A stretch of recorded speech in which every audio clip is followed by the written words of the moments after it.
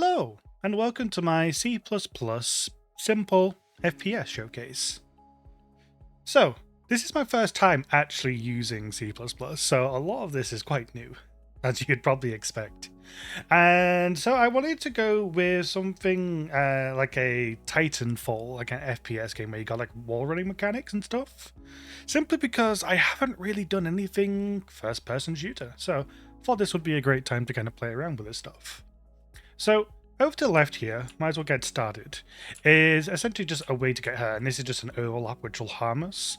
And in the bottom left here, you can see that I've got some UI which is implemented through C++. So if I walk in here, you'll see that this will actually harm us for 10 each time. So that's going to keep on damaging us as we keep getting through that and it'll update. And again, that all works through C++, which is awesome.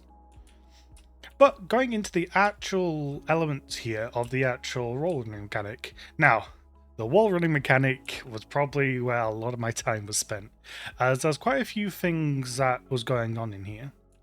And one of the big ones was actually trying to make sure that I was implementing enough in C++ and keeping the rest in Blueprint so designers can easily start tweaking around with it. Now, with that being said, one of the main things that I focused on was keeping the stuff that was firing rapidly. So for example, there was a function, which I'll show the Blueprint version of essentially a bunch of checks that I was doing to make sure we were still running. So something like this in Blueprint, at this stage and how simple the game is, doesn't really affect us all that much. However, when it gets to bigger games, think about Titanfall, the amount of players in there, all the stuff that's going on with the chaos, with the mechs and everything, it'll probably start adding up.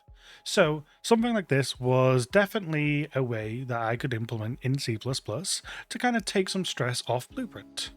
So for example, if I actually go ahead and start wall running here, you can see we can run up and start doing this and we'll keep on wall running. Nice little system, nice and simple. You can even go ahead and start shooting off here as well. As we've got the gun set up, we can start shooting, firing off, and do just like that. Now, you can either go ahead and cancel this manually, or after a bit of time, it actually goes ahead and actually drops you, because you have a few seconds worth of being able to wall run before you lose your stamina, and you just have to drop down, losing all that speed. And that's one of the other things that we're doing in C++. We're checking to see if we are still wall running. So making sure that we're essentially going through and making sure we're still in time, so we haven't dropped the our stamina with how long we can wall run for, and basically making sure all those checks, because we're constantly checking to see, are you doing that, are you doing that, are you doing that?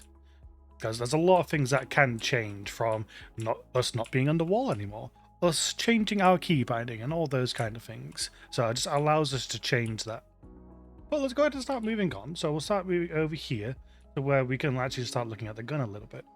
So I have a little box here, which is kind of blocking the door, and we can go ahead and destroy this. So we can either shoot this in two ways. So I have this gun set up, so we can fire normally, which you've seen already, which fires a projectile, which will actually damage whatever it hits. Or I can click F, and I can start using the laser mode. So if you want a bit more precise shots. So you've got two methods of shooting with this gun, which is quite nice. So if I go ahead and actually shoot this with just the projectile version, you'll see it gets fired and then whoo, that goes ahead and disappears, and there's a little effect that goes on there. So moving on with the little tutorial area, you'll see that we have the jump from wall to wall. So we're teaching the player here that they can actually go from one wall to the other by jumping. And it gives it a nice little safe environment, so if they jump down here or fall down, they'll be able to jump back up and have nothing harming them, so they can start messing around with this and starting getting used to everything. And you got one here as well where you can start doing the little jumps. And then this is where we're really starting to push to them and show them why they might want to jump from wall to wall. Because you may notice I have this set up so you're not actually being able to go up any higher, you're actually losing a little bit of that verticality. And that's how I wanted it, because I didn't want you to be able to spam this and be able to get out of a map. So having this is essential for certain reasons. For example, let's go ahead and start running through here, and you'll see one wall will only get you so far. That makes you think, well, why does that mean? Oh, wait, my stamina. So maybe it makes sense if you jump to a wall and then jump again, it resets that timer, as we're probably expected to see from various games where we have these wall running mechanics. If you jump from one wall to the other, it kind of resets that timer. So we jump on here and we're like, oh, one wall, going to get only so far, jump here again, jump over here, and then we'll be able to get all the way to the end here, which is amazing. So, nice little demonstration and tutorialization there. And then we've got another one of these red walls, so we know what to do. We'll go ahead and use the laser version this time. And then even got some smaller blocks here that you can shoot as well. So these could all be destroyed if they're red. So got a little area where you can start jumping up as well.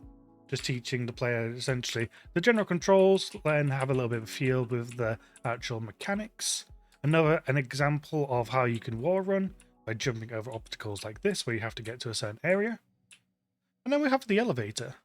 So elevator is a nice one as well, because this one, for the most part, is 100% within C++.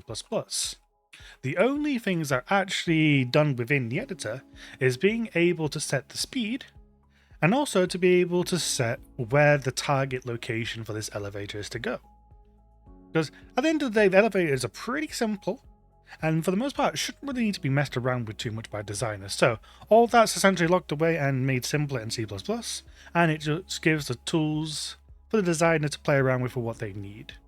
So go ahead and show you how this works. Jump on, detects that the player is on it, and it goes ahead and starts raising up. You'll see it'll stop once we get here. We jump down, maybe shoot a few things, see these boxes explode, and it gets down to the bottom there. And then it's ready for us to jump back on, and to get to the finish here, where once I cross over that line, imaginary line, there's no actual line, I'll go ahead and finish the game. So, thank you all for watching. Hope you enjoyed this short little demonstration of my C++. Again, take it with a pinch of salt, as this is my first time actually messing around with this stuff. It has been a very exciting, rewarding experience, as it's a part of the coding ecosystem that I've never touched before. So, always cool to learn new things. But yeah, besides that, thank you so much for watching, and I'll catch you guys around. Bye for now.